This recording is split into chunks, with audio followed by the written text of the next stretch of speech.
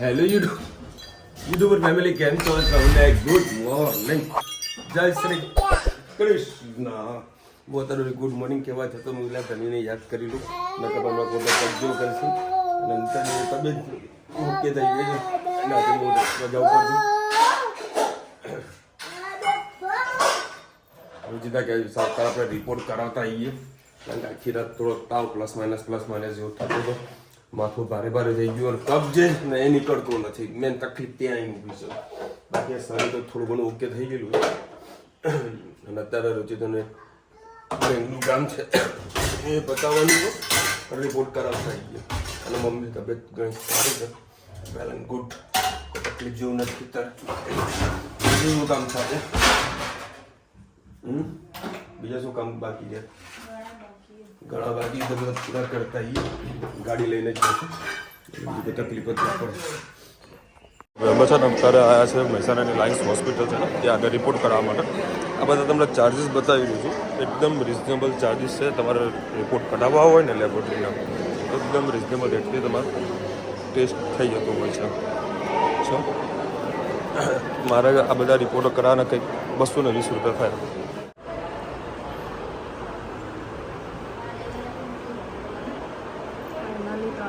સારું ના થયું પછી હવે રિપોર્ટ કરાવવા આવ્યા છીએ. કરાવવું નહીં કરાવવું.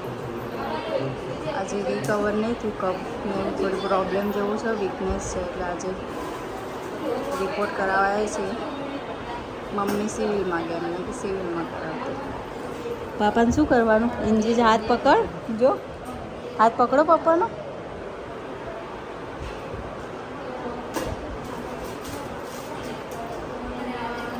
પપ્પાનું હાથ શું કરવાનું? ઇન્જી લેવાનું તારે એવું? હા,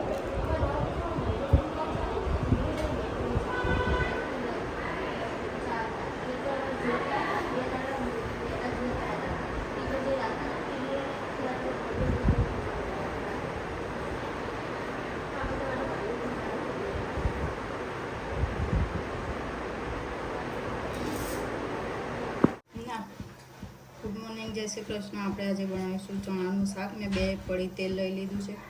હવે જીરું નાખીશું. તમે રાઈ નાખીને વઘાર્યું તો એ વઘારી શકો છો.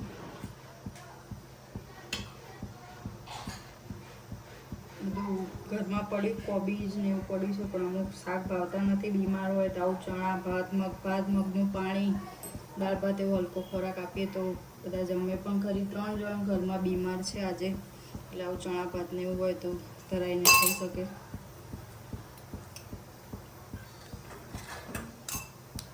જીરું થઈ જાય એટલે આપણે સહેજ હિંગ એડ કરીશું.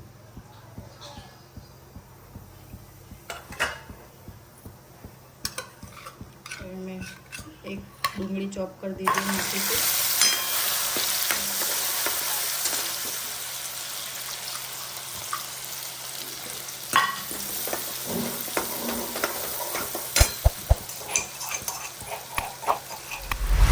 લસણ અને મરચાં,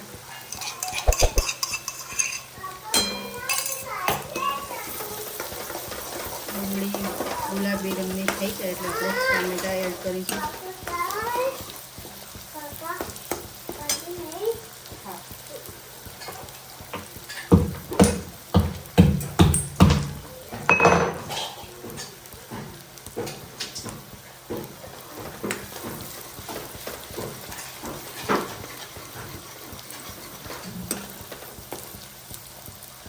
બસ ડુંગળી થઈ ગઈ, હવે આપણે ટામેટા એડ કરીશું.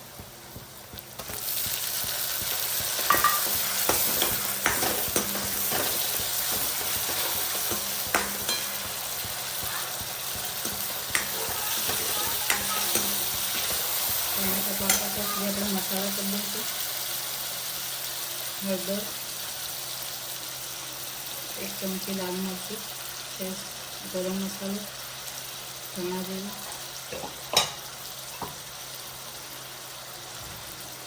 મીઠું, કોથમીર નાખીશું.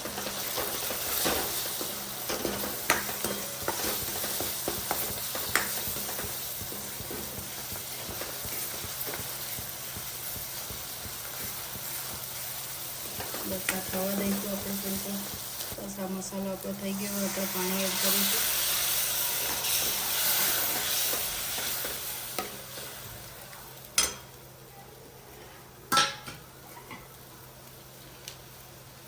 ચણા એડ કરીશું.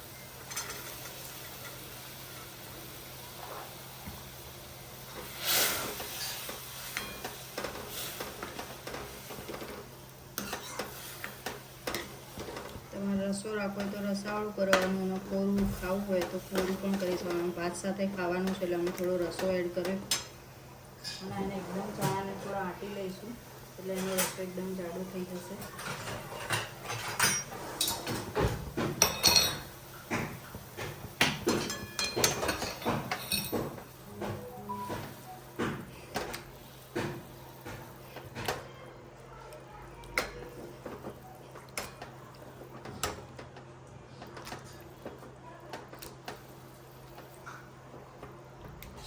ખટમીઠા ખાવા હોય તો થોડો ગોળ નાખી દો અને થોડો ચણા લોટ શેકીને નાખશો તો સેમ બાર જેવું શાક થતું હોય છે. ચલો મારી રેસીપી તમને કેવી લાગી કમેન્ટ કરજો. આવજો. જય શ્રી કૃષ્ણ. ચણા ખાવા છે? નો.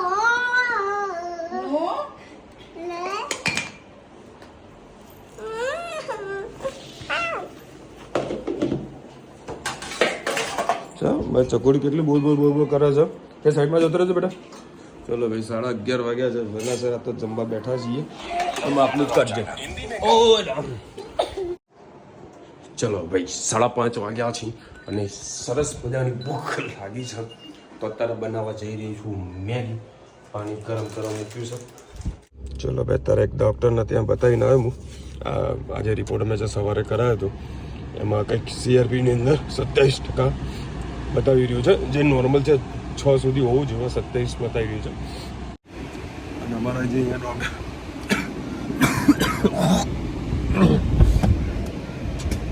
અને અમારે ત્યાં જે ડૉક્ટર સાહેબ જે કરે ને એમને એક્સરેને ચેક કરીને જોયું, મને કીધું કે કફને બધું ભરાયેલું છે. તો અત્યારે મને એક ઇન્જેક્શન આપ્યું છે અને પાછળ બીજો રિપોર્ટ કરાવ્યો છે જે એક્સરેનો છે. તો હવે હું એક્સરે કરાવવા માટે જઈ રહ્યો છું એટલે એનાથી ખબર પડશે છાતીમાં કેટલો કફ ભરાયેલો છે.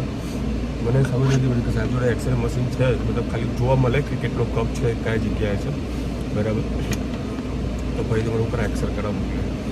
તો હવે એક્સરે કરાવીને આવું છું, ફરી જોઈએ શું આવે છે રિઝલ્ટ. બાકી તાવને બધું નોર્મલ થઈ ગયું છે, કારણ કે કફ જ્યાં સુધી હશે ને તો ત્યાં સુધી તો તાવ બી ઓછું નહીં થાય. એટલે કફ કંટ્રોલમાં આવે ખૂબ જરૂર છે, કારણ કે ઇન્ફેક્શન 27%નું છે. જોઈએ આવે પહેલાં એક્સરે કરાવી લો, પછી ડૉક્ટર સાહેબને બતાવીએ ફરીથી.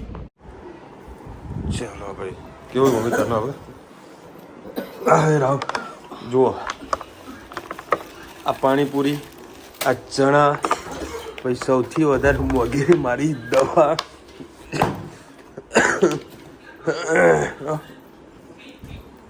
દેખાય ખાલી કફ છે, કફ ભરાણો હોય બરોબરનો. ખાલી 1200 રૂપિયા દવા આવી મારે. બોલો એટલો હેવી ડોઝ લખીને આપ્યો છે. 5 દિવસનો કોર્સ છે અને એકદમ હેવી ડોઝ આપી દીધો છે. મારે ધનુ નહીં, એ ધનુ પેલા આમ કરે હેરસ્ટાઈલ તારી કરને હે. ચલો હવે ખીચડી બટાકાનું શાક. માજા માણસો તો આજ ખવાય નહીં મમ્મી, સાચું બોલજો. હા અને બાકી બધાના જે હાજા હોય ને એના વળી પાણીપુરી ખવાય હે ને, સિસ્ટમ વાળી ને કહેવાય. હા કારામરી, અડુસી, આદુ, લવિંગ ને તુલસીના પાન નાખ્યા છે અને અમે થોડીક હળદર નાખીએ, મીઠું નાખીએ, લીંબુનો રસ નીચે ઉતારી નાખીશું. કઠો ઉકળતા પાણીમાં નાખીશું તો કડવાશ પકડશું. એટલે બધી વસ્તુ પહેલાં ઉકાળી દઈએ. મધ અને લીંબુનો રસ છેલ્લે નાખીએ અને હજુ થોડું ઠંડુ થવા દઈએ ને એમ. હા, જેટલું ઉકળશે એટલું એનો રસ સારો એવો બનશે, બરાબર ને? હા. કોણ છે? ચલો ભાઈ મસ્ત સુગંધ પણ આવી રહી છે ચકાચક.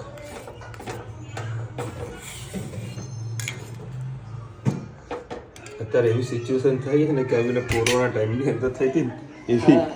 જો અત્યારે કોરોના ચાલુ હોય ને તો બધાને કોરોનામાં ગાળી દીધી. હા ખરેખર અત્યારે હે અવાજ ઓછો કર ધનુ, અવાજ ઓછો કર.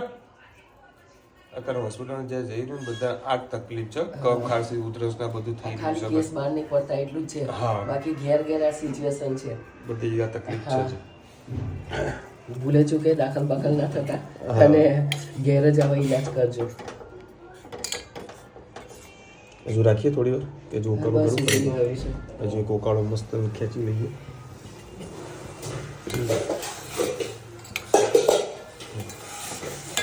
માં ખાલી ચાની પત્તી બાકી રહી ગઈ મમ્મી. હા નાખી દે ચાય ખાને.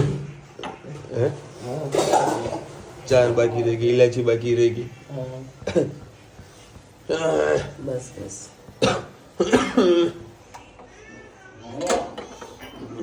ચલો મેં આજે આખો દિવસ આ ઉકાળા ને ઉકાળા પીધેલા દિવસ કાઢ્યો છે. મસ્ત કલર આવ્યો છે. આવો રેડ કલર.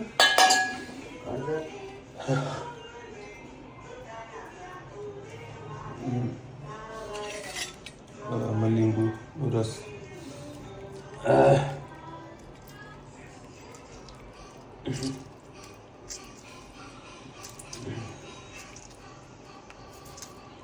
ડાયરેક્ટ એમાં કરીએ એટલે ગાળવાની જરૂર ના પડે. ડાયરેક્ટ જ આપણે પીવામાં ઉપયોગ લઈ શકીએ. બરાબર. જો લીંબુ નાખે તો આખો કલર જ ચેન્જ થઈ ગયો. ગજબ છે. ચમચી બીજી લે પડી ચમચી. આપણું આ 2 વર્ષ જૂનું મધ છે. જેટલું મધ જૂનું હોય ને એટલું તમારો ગુણ વધારે હોય એનામાં. એવું? હા હા ભાઈ વાહ. અત્યારે તો જામી ગયું છે. નીચે નીચે મધ છે. જો થોડી થોડી જામી ગયું છે. સરસ.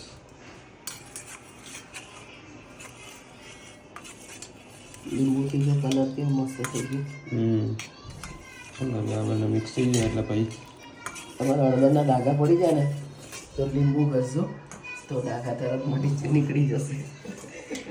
એક ગ્લાસ થોડું થોડું પી જઈએ એટલે ગ્રાહક થઈ ગયા ચકાચક. અને આજે મમ્મી બાટલો ચડાવીને આવી છે. બાટલો ચડાયો, લોહીનો રિપોર્ટ કઢાયો અને ગળફાની 2 ડબ્બી આલી છે. તો સવારે ઉઠીને ગળફાની લેવાની છે અને ચા નાસ્તો કર્યા પછીનો ગળફો લેવાનો. એટલે શું રિપોર્ટમાં કફ મીન્સ કફ. હા કફ. એના એ રિપોર્ટો આવે કે ગજબ સર. ચલો હવે મેં હમણાં થોડું ચાખ્યું, સરસ બન્યું હતું, મજા આવી. આજે તો બપોરે એવું બનાવી પીધું, સારું હતું. આમ આપણે કદી પીવાના નહીં પણ આવું દાડો થાય એટલે પીવું પડે પછી. ચલો બધા કોમેન્ટ લઈ લઈએ. વંદરાબેન લખી રહ્યા છે છાશ પીવાનું બંધ કરી દો. હા નહીં પીવાનું, મેં નહીં પીતી 2 દિવસથી છાશ. છાશ વગર ચાલતું ના નહીં. પણ ના પીવાય છાશ. જાગૃતિબેન લખી રહ્યા વિશાલભાઈ અને માસી પહેલા તબિયત સાચું છું. દુખાલો રોજ પીઓ, આરામ કરો, સારું થઈ જશે. એ તો આ બધી ટ્રીટમેન્ટ ચાલુ જ છે. હવે કાલથી હું જવાનું ચાલુ કરું અમદાવાદ. આજે બપોરે થોડા મસ્ત ઊંઘ્યો હતો. આજે કોઈક રિલેક્સ થયું મને. આજે સારું એવું લાગી રહ્યું છે. પાછો બહુ સુઈ રહ્યા ને તો શરીરે જતું રહે. થોડું સારું લાગે તો 2 કામ કરી લેવાના એટલે આપણું મને સારું રહે અને ઘરમાં હેલ્પ રહી જાય. પડી રહે ના મેળ પડે. ભરતભાઈ લખ્યા વિશાલભાઈ હજુ તમારું મોં બીમાર જેવું દેખાય છે. ઈલાબેન તમે બસ તમે સાચું છો. હા 100% વાત સાચી છે. હજુ જુઓ ને 4-5 દાડા લાગશે બધું કમ્પ્લીટ પહેલાં જેવું રિકવર થતા. આ જન્મીને તબિયત ખરાબ હતી હતી એને આજે દવા બધું પાછા લાવ્યા છીએ. હવે સારું ને બેટા? નહીં સારું? ધનું હજુ સારું નથી, ના પાડ જ નથી સારું. જ્યુસ આ ઉકાળો બનાવી પીવા લે મમ્મી પીવે તો એનાથી વાંધો ના આવે. મને ઉકાળાથી કઈ મતલબ નથી. મમ્મી જે પેલા જે આગળનો વર્ડ્સ બોલી ને એનાથી મતલબ છે. શું એ આખું મતલબ એનો લોકોનો અલગ થઈ જાય.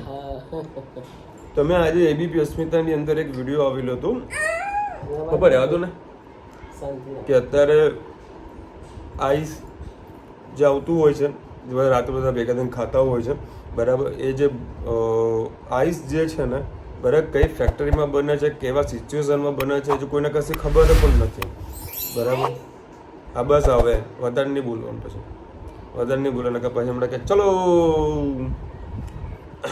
બહુ અત્યારે એમાં કલરના તો ઘણું પ્રકારનું બધું અંદર એસેન્સ બધું નાખતા હોય છે જે આપણા શરીર માટે સારું નથી. એક ડૉક્ટરે બહુ જોરદાર બોલ્યા હતા કે બાળકોને દાંત અને હાડકાં એ પીગળાવી દે છે, એટલું એમાં સ્ટ્રોંગ હોય છે. એ ખબર છે તમને? અને આપણો ઇન્ડિયા એવો દેશ છે ને કે ત્યાં આગળ થોડા ઘણા પૈસા આપો એટલે બધી વસ્તુ ચાલી જતી હોય છે.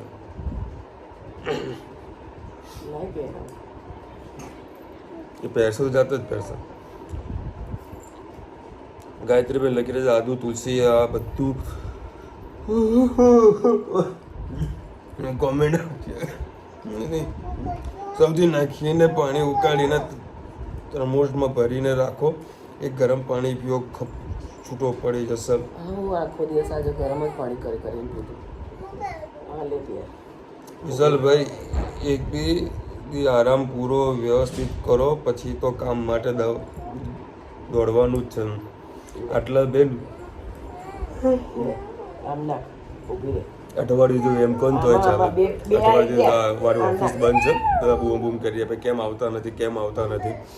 કારીગરો બી હેરાન છે, વેપારીઓ પણ હેરાન છે, કારણ કે એ લોકોને ઓર્ડરો પડેલા છે, ડિસ્પેચ ને બધું કશું કરી શક્યું નથી. એટલે હજુ માલ બી બીજો નવો બનવાની તૈયારીમાં છે, બની જ ગયો છે. મારા ઓફિસમાં લાવે તો એના ફોટો સેશન વિડીયોગ્રાફી કરી આગળનું કંઈક કામ કરીએ.